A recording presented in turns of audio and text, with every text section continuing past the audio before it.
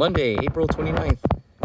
Hello everyone, Brian here. Today I'm going to give you an update on our garden. We have a few video series going on and I wanted to kind of tie everything together and give you a bird's eye view. So in the garden, we have a video series where I am planting tomatoes and a cucumber and parsley in the Vago self-watering containers, and they come with these supports. And then in the other video series, I'm showing how I grow tomatoes, and we're at a junction in the year. I can't believe it's May already, where we're going to start staking our tomato plants. They're getting to a height where they're going to flop over at some point. And then the other thing that I'm doing is I'm also training the plants by removing the lateral growth. Some of these are often referred to as suckers.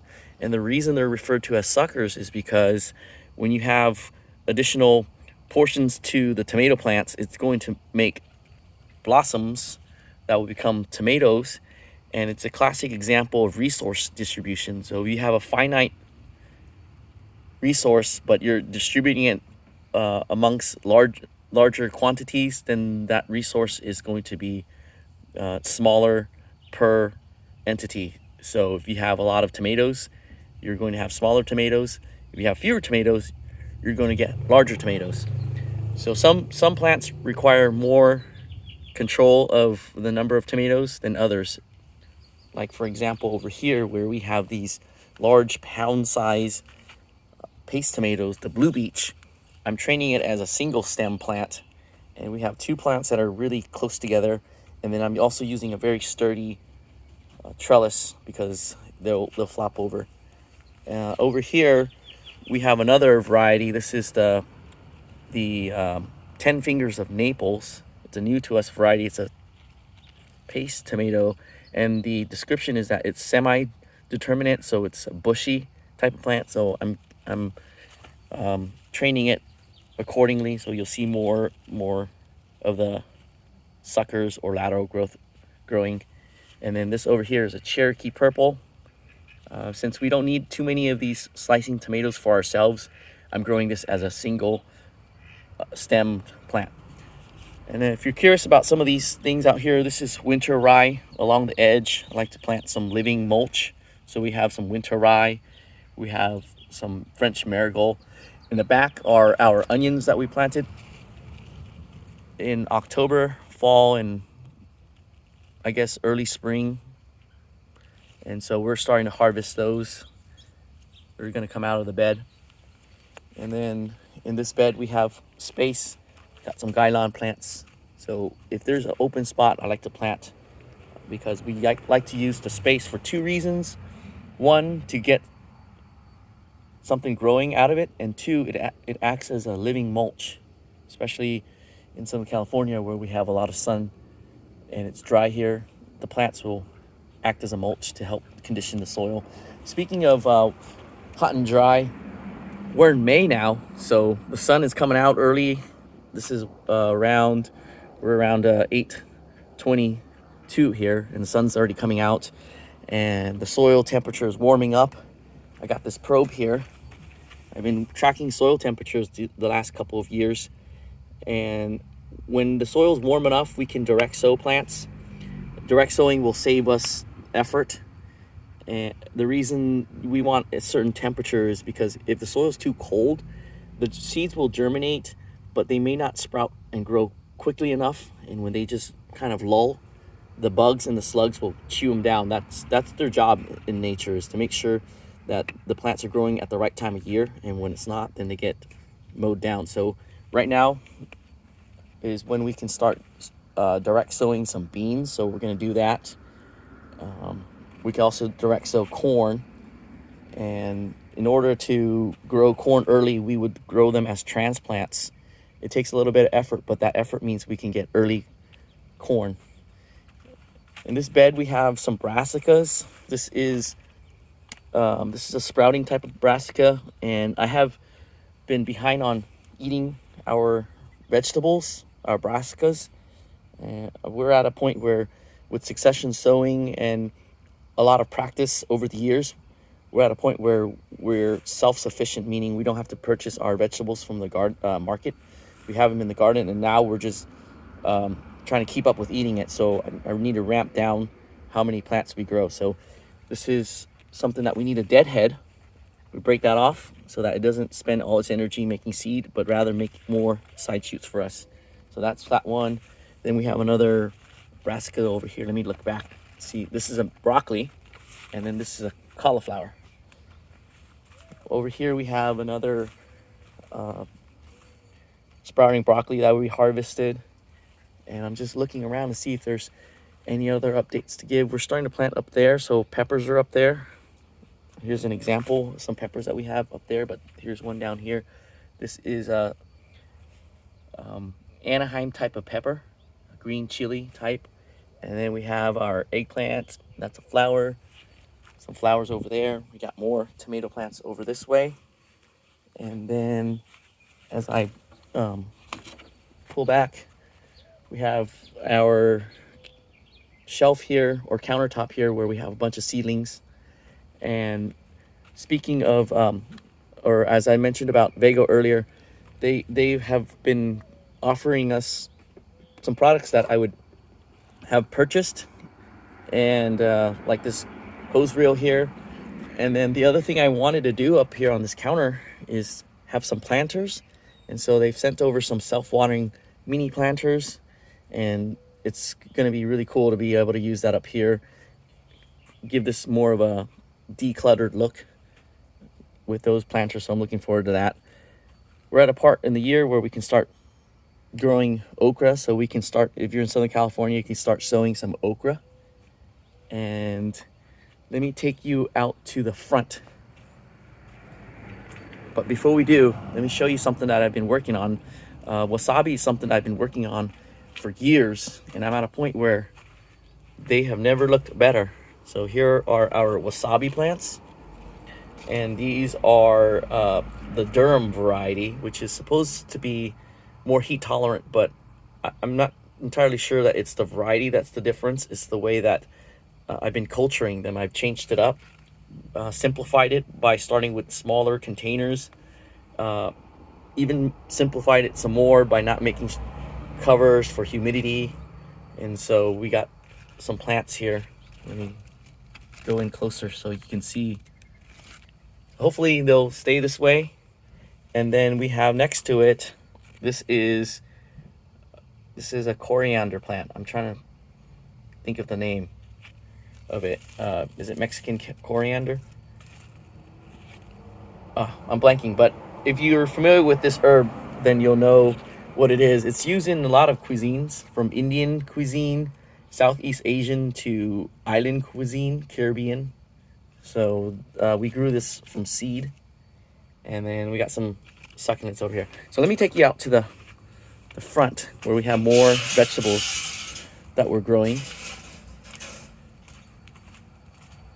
These are some corn plants that we transplanted, and they are doing kind of okay now because the sun's now coming to this area. There wasn't as much sunlight.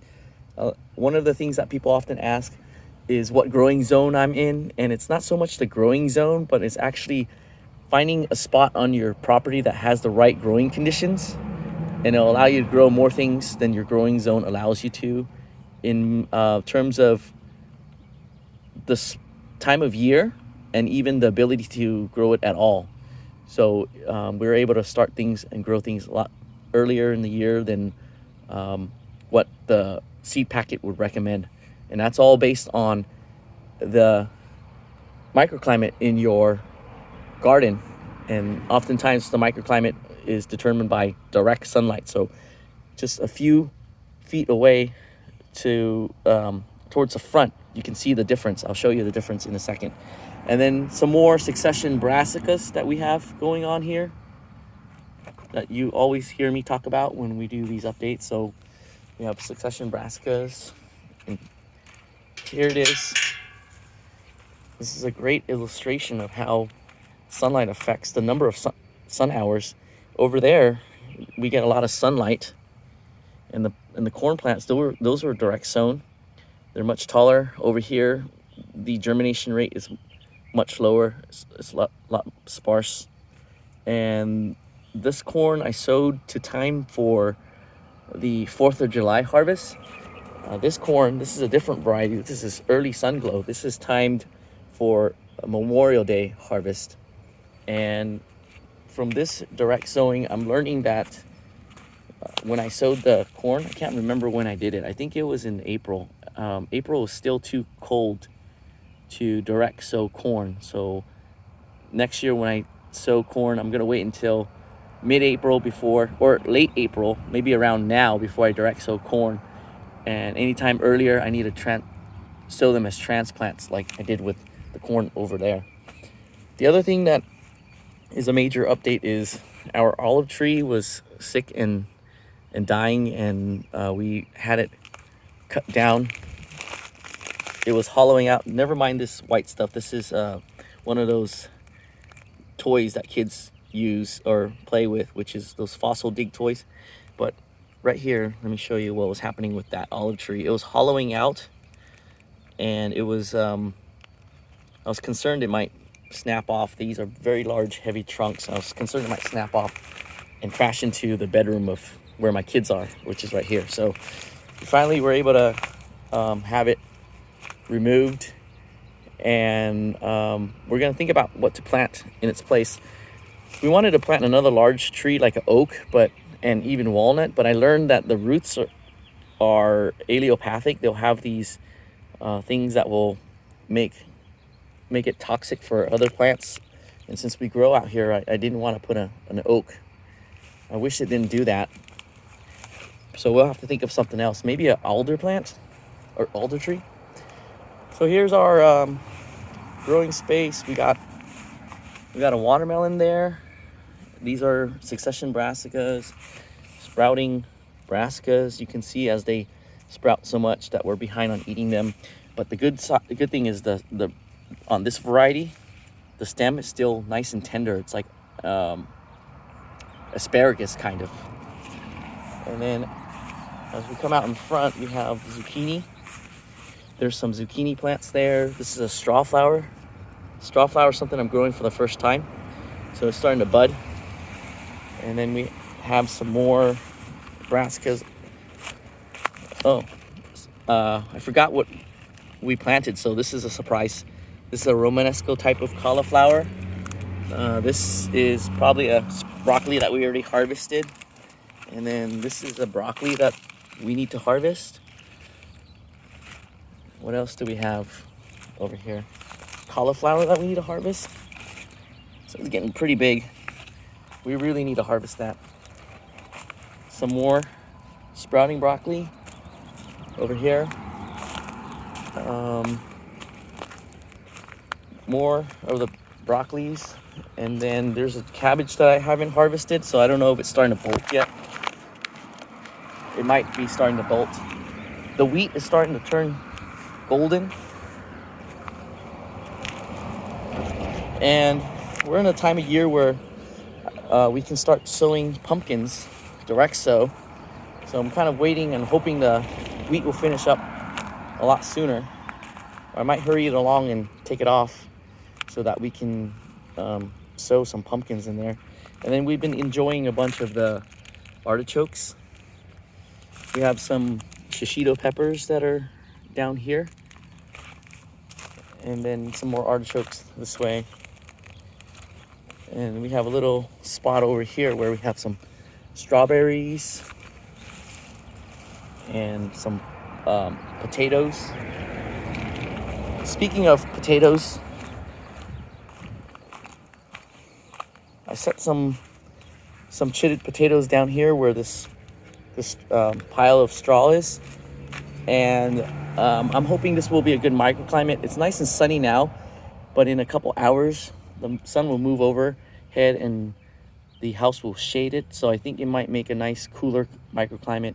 And then at the end of the day, when the sun goes around the house, you'll get some end of the day sunlight. So hopefully that will mean a good yield for our potatoes, and we can get potatoes from this spot at this time of year. So again, just kind of understanding the microclimate as it changes throughout the year, and we can grow more. And I forgot to close the gate, so the ducks and chickens are over here. So let me shoo them back before they scratch up all of our corn plants. Come on, guys.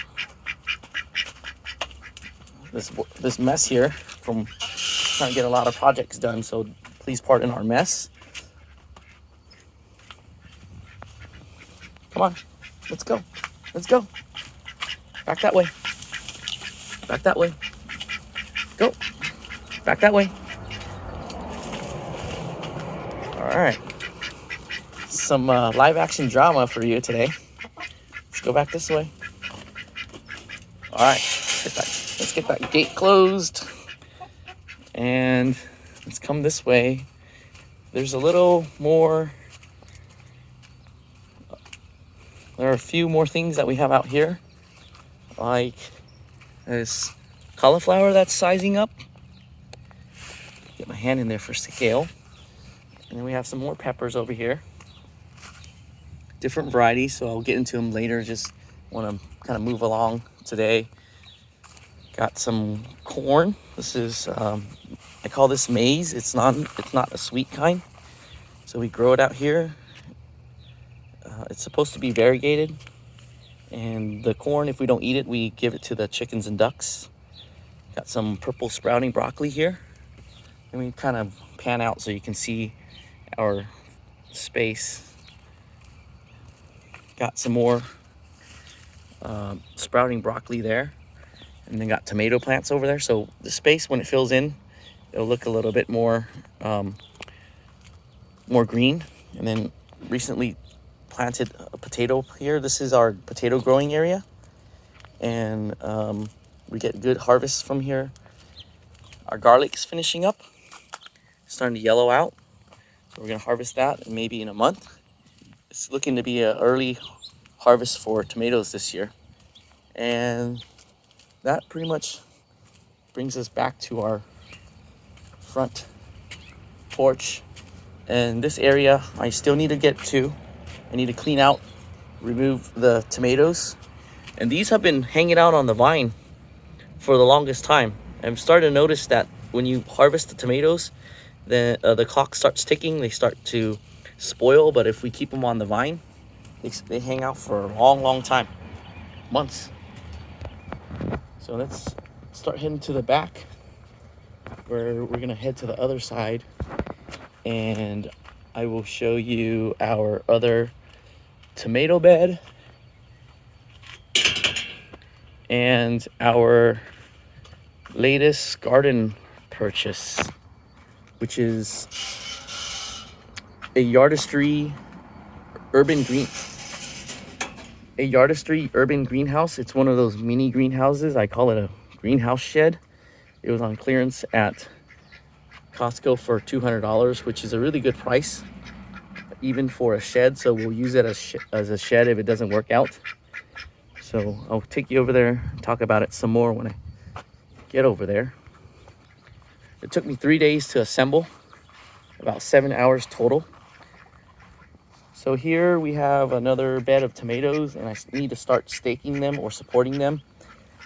With this setup, with the panel in the back, I just use some string, and I use the string to kind of guide it along the wire, because at this point we need to get it off the corn. So here the corn looks much better because we have a good amount of sunlight. The corn this is the early sun glow corn. This is the one for Memorial Day. So you can see the difference in the microclimates on how they're growing. And yes, we have a single row. They often say you gotta plant corn in double rows for pollination, but here in an urban setting, we don't get enough sunlight to be able to do that. And so I grow them as a single row. They do get pollinated pretty well. I do come in later on and remove the tassel and hand pollinate as a extra measure to ensure pollination. And then as we go to the side yard, this is where I've located our Yardistry Urban Greenhouse. And what I like about the greenhouse is that it is smaller and it has a self-venting control arm. When it hits a certain temperature, it automatically opens the vent to vent out the greenhouse. And one of the things I learned about greenhouses after buying and putting one together is that they are tools and not appliances. An appliance is something that requires very low skill to use. So like you just put your plants in there, it'll magically grow into seedlings. That's not the case. A greenhouse is a tool. You have to understand the temperature properties. You have to locate it at the right spot in your yard. So maybe I need to relocate this. As you can see, we're in the shade right now in the morning. Maybe we need morning sun and afternoon shade. This greenhouse is different from the Harbor Freight greenhouse that you've seen. It's more insulated because we had to use silicone caulk to caulk it, and so it's also smaller. So when it gets hot quick. It doesn't cool as quickly, and those are the characteristics. And we need to match what we need to do with those characteristics. So they're not usually faults.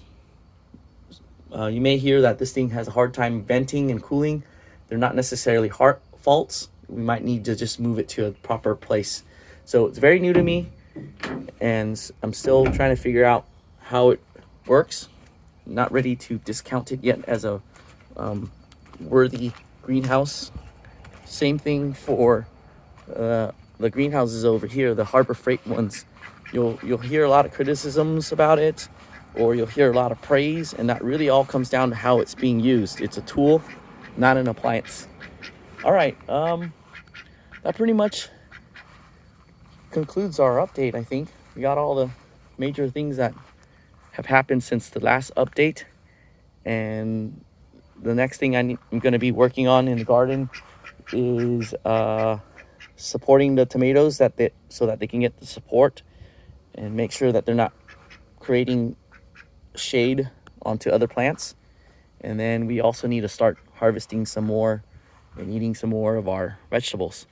So until the next update, thanks for coming out and visiting with me. I just looked at the clock here on the cell phone here is at 22 minutes. So that went by real quick.